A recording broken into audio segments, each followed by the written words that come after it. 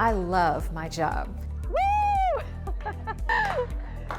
What I really liked There about you go. Ty's presentation style is that it's very engaging, it's very positive. I think there was a lot of energy and enthusiasm and support for the why behind strengths and how it can help an organization.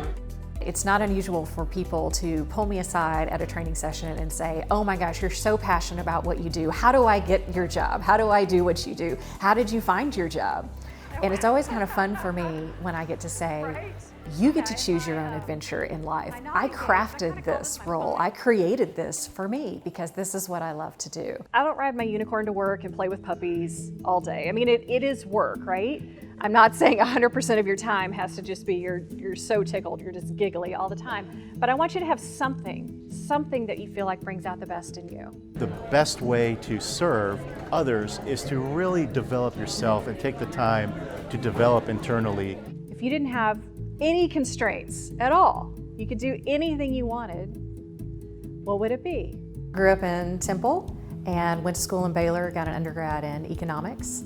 Started out with one of the big consulting firms and then ended up at a division of PepsiCo. And in the late 90s, there were a whole bunch of Pepsi people who came down to Austin to work for Dell, and I was one of them. So came down, joined Dell, and then had the opportunity to live and work all over the world. Everything you've heard about work-life balance is wrong. We'll just start with that. With that corporate background, back in 2007, I came across the body of strengths research and the Clifton StrengthsFinder assessment.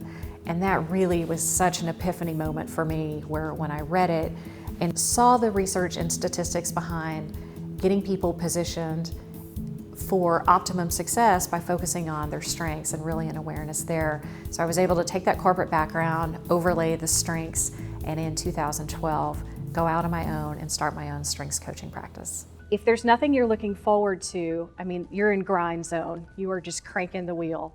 It's really hard to inspire confidence and joy in others if you don't have it yourself. Part of what I love about what I do is it spans all industries and all sizes. And so no matter how big or small your group is, this stuff works for you. These are fun sessions. This is not your typical 8-hour death by PowerPoint kind of corporate training that you might be used to. Make it fun if you want it done. Her delivery was on point.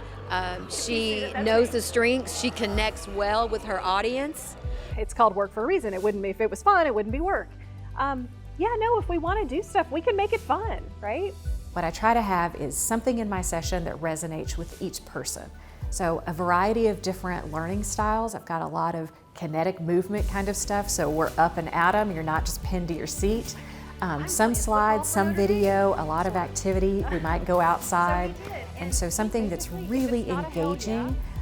When people leave, invariably the feedback is, that was so much more fun than I thought it was going to be coming into this.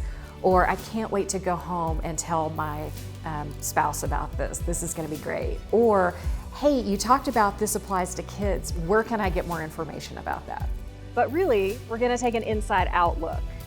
That's really where the solution is. It's not that we have a lack of knowledge or that we have to go get this thing. It exists within us. And I would say some behaviors can be learned for sure, but you can't teach excellence on effort alone. All of us have amazing superpowers, so it's just helping people tap back into that, and also having an awareness and appreciation of the superpowers of those around you, so that together we're better.